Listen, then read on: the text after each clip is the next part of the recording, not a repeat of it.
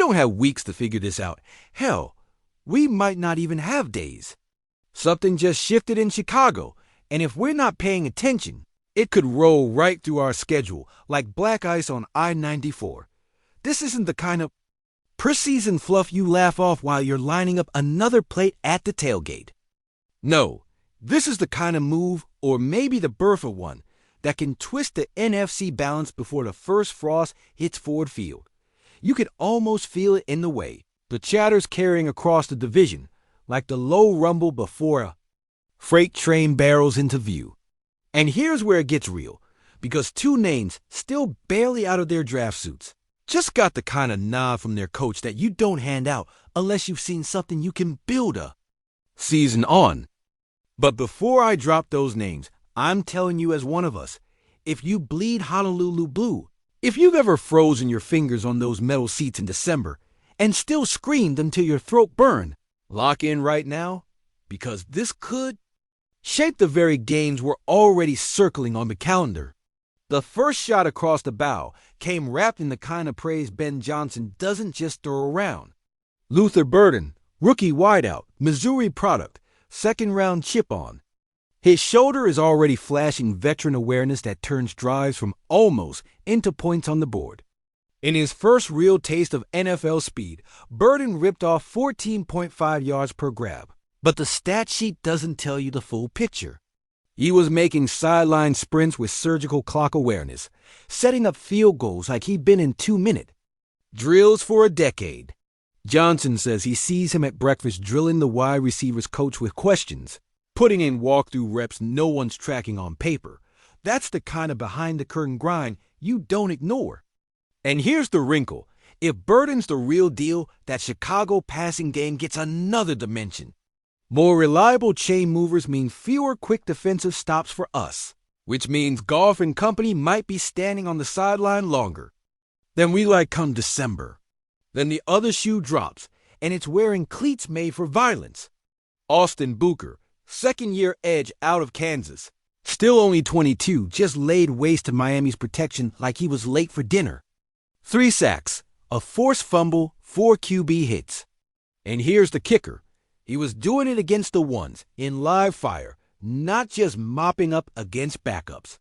Johnson called him a menace, and you could see why. Burst off the snap, hands heavy enough to make tackles look like they were blocking in quicksand, and an engine that didn't idle all game.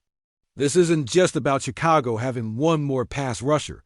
It's about them being able to rotate fresh heat off the edge deep into the fourth, exactly when a tired line starts giving up the cracks that lose games. You think back to our wild card heartbreaks, the way a single edge win can unravel an entire drive, and you start to see why this matters. Kyle Manum guy's in the mix too, 7th rounder running like he's got eviction papers chasing him. 5 yards a carry, bouncing off tacklers, never letting the first hit bring him down. It's the kind of physicality that shortens games, grinds defenses into late mistakes. And with injuries already clouding their RB depth, he's got a lane to steal real snaps. Now picture this. Burden moving the sticks, Manning guy eating the clock, Booker teeing off when your QB finally gets the ball back. That's the script they're sketching in Chicago. And it's not one we can laugh off just because it's written in orange and navy. So here's where the air gets thin. If these young Bears keep trending up, they're not just another rebuilding roster trying to find themselves. They're a live round in the chamber, one misstep away from firing straight into the NFC North race. If they steal a couple of early ones, if Ford Field has to host them with playoff math on the line, we could be staring at a game that decides more than just pride. And if you think the Packers and Vikings aren't clocking every snap of this, you're dreaming. Because the question now isn't, are they good? It's how fast do they get dangerous?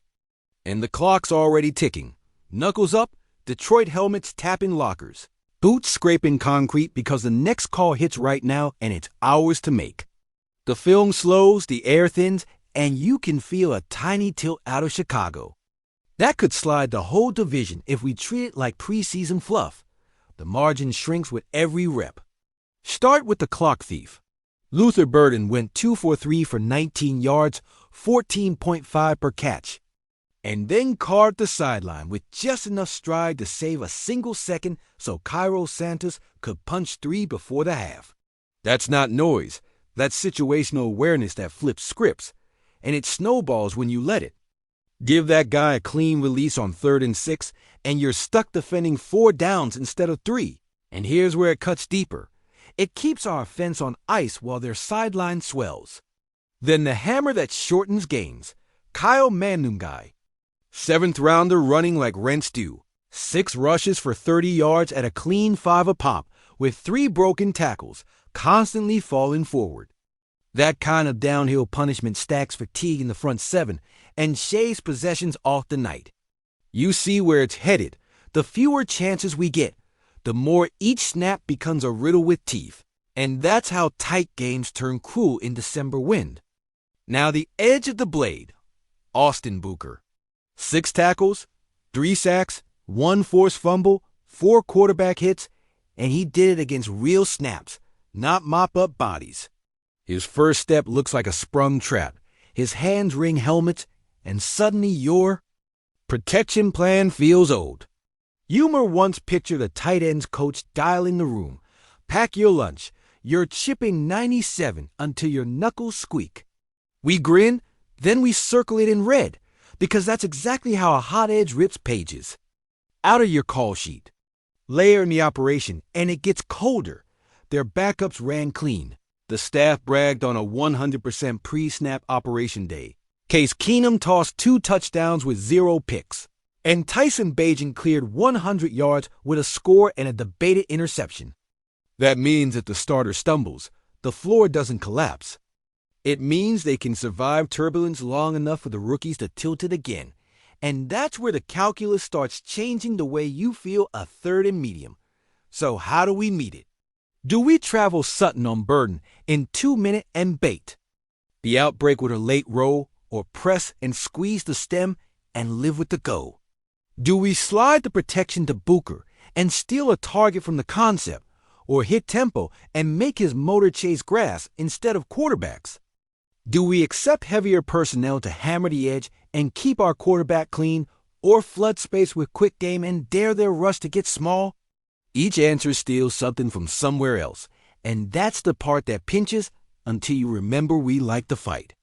Ben Johnson wouldn't even hand out the word trust, yet called it a strong word for the rookies, and that's a crack to wedge into flood motion. Stress rules turn their new toys into processing tests in noise. Now shift to what hurts.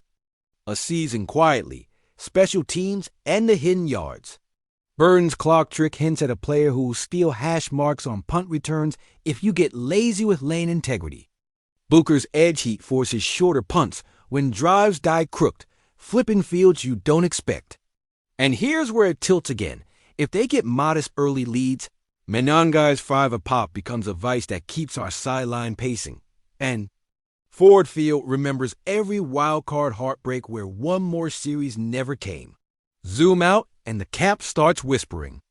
If those kids keep hitting, they'll guard them on the 53, and a veteran gets squeezed. That's a waiver wire echo we need to be ready to answer. Do we claim a cut corner who's seen Burden every day, or protect one of our own bubble burners before someone lures him with a practice squad promise? Do we activate a 6th lineman to live in 6-man slides, or dress the extra wideout who blocks like a guard to bully their nickel when the air gets thin? Breathe in the history that taught us to count inches. 0 to 16 burned into our bones, Orlovsky. Stepping out of the end zone, the way a single blade of turf can steal a season. Remember how last year's push felt in your ribs, how loud this city can get when belief turns heavy. That's not nostalgia. It's a reminder that details decide everything. And details are exactly what those rookies just put on tape. Here's the pivot that tastes like copper cut downs, game plan, travel, all colliding by Friday. If Booker eats edges early, do we ditch pretty spacing and roll out the heavy set that steals a slot target, or trust timing and beat his jump to landmarks? If Burden starts stacking 3rd down daggers, Do we flip the nickel and turn a safety into a shadow, or live single high and pray the tackling saves us in space? If man and guy choose clock, do we walk a safety down and dare them to throw into clouded windows, or keep too high and bet our front wins on schedule anyway? This is the ledge where decisions echo. One roster seat, one waiver claim, one practice squad protection. And the NFC North map redraws by an inch you only notice when it hurts. My take, clean and simple. I want the heavy plan ready and the shadow tag in our pocket, and I want tempo prime to make their edge breathe. We're the ones who carry the scar tissue in the city on our backs, and we choose the punch before we taste it. Now drop your call in the huddle and make it loud, Detroit shadow and squeeze. Or the tempo that turns their roar into chase.